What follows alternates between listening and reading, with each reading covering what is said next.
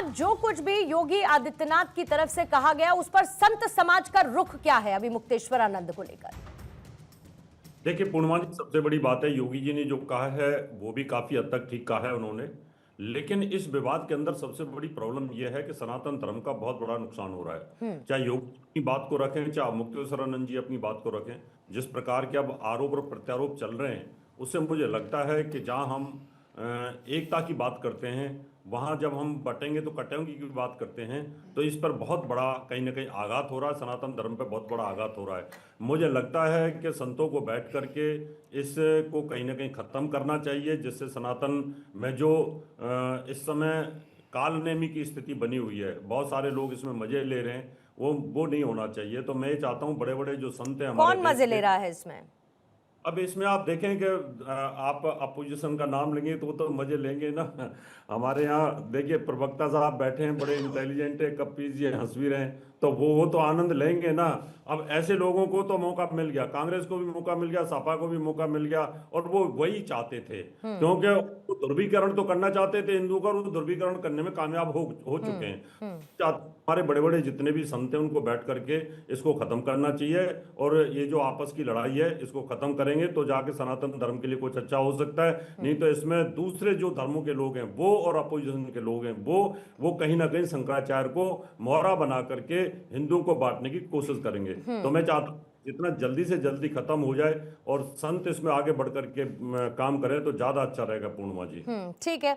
कपिल श्रीवास्तव जी, हंसी आपको आई और बड़ा नेचुरल था, तो अब मैं आप ही से पूछ लेती हूं कि जब ये कहा जाता है कि भाई संतों के नाम पर आप राजनीति कर रहे हैं और वो कहते हैं कि अवसरवादिता, मतलब एक अपॉर्चुनिज्म आप देख रहे हैं अपनी पार्टी के लिए इस मौके पर, कि शायद इसी बहाने ही सही संत समाज का एक पर्टिकुलर सेक्शन अपने साथ लाया जाए तो सीधे तौर पर चुनावी फायदा आपको पहुंचा सकता है, संभवतः इसकी कोशिश हो रही है। तो क्या संतों के नाम पर राजनीति कर रही है समाजवादी पार्टी या नहीं?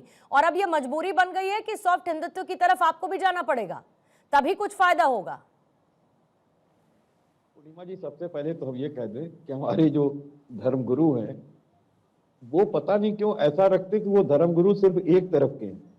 अरे हम लोग भी सनातनी और पुरातनी हैं, कोई दूसरे थोड़ी ना है।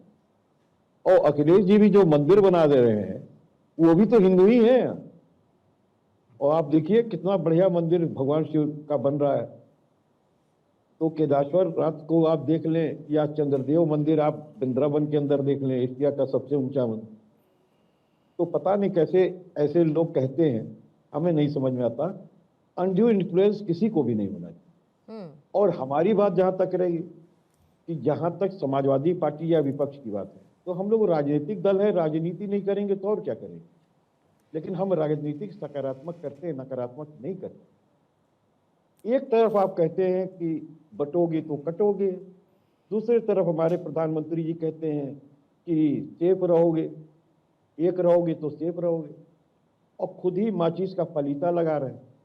और उसके बाद हमको धर्मगुरु बता रहे हैं कि देखिए अभी हम विपक्षी दलों को कहेंगे, देखिए कपिल जी हंस रहे हैं। अरे भाई, हम क्या करें बताओ, कैसे रोएं? ये जो हंसी आपको दिखाई दे रही है, अंदर से मन रो रहा है और फपक फपक के रो रहा है। क्योंकि हम लोग कभी धर्म की राजनीति से रोटी नहीं सेके।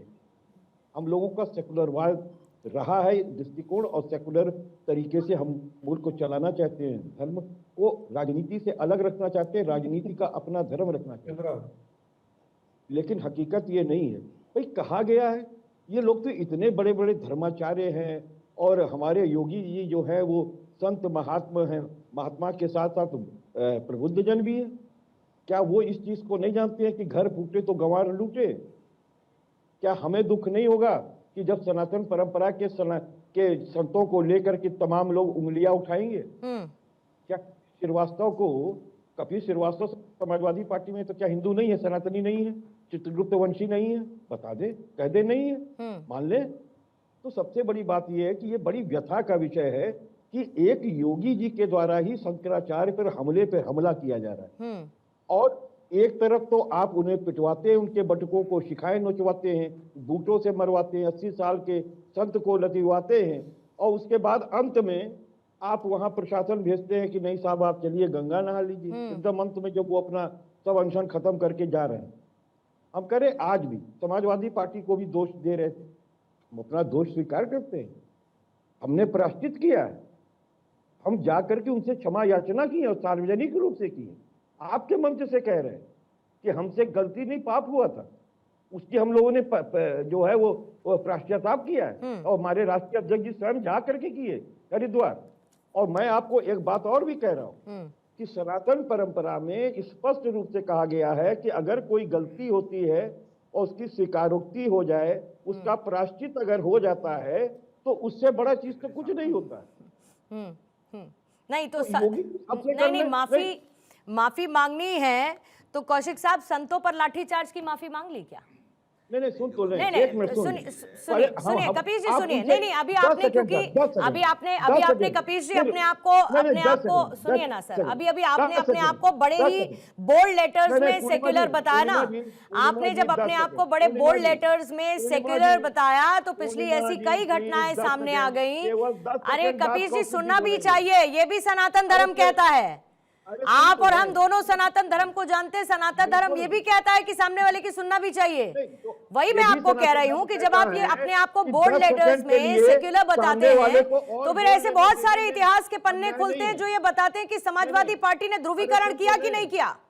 समाजवादी पार्टी ने ध्रुवीकरण करते हुए अपनी पार्टी को फायदा पहुंचाने की, चुनावों में फायदा की कोशिश की कि नहीं की?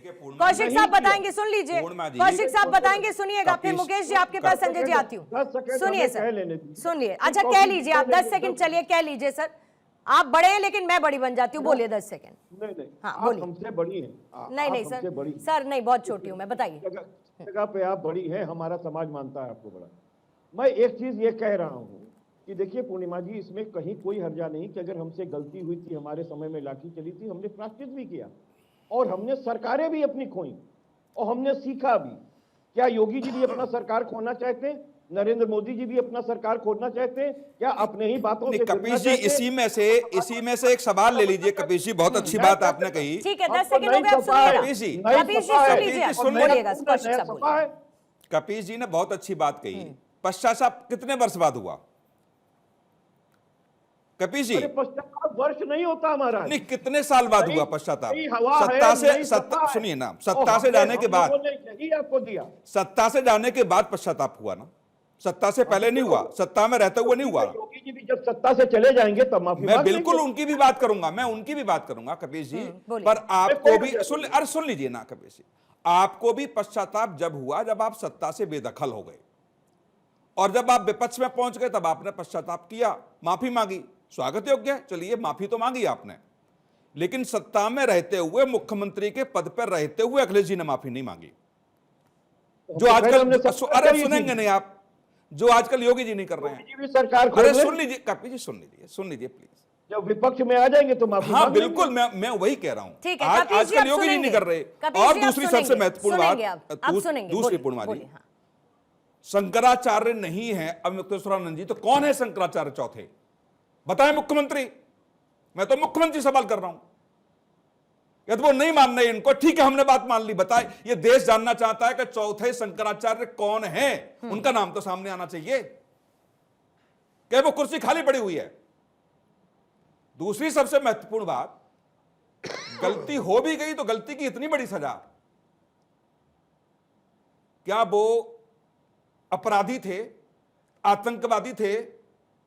यदि वो थोड़ी देर के लिए अड़ भी गए वहां जाने के लिए, तो उसके रास्ते तमाम हो सकते हैं।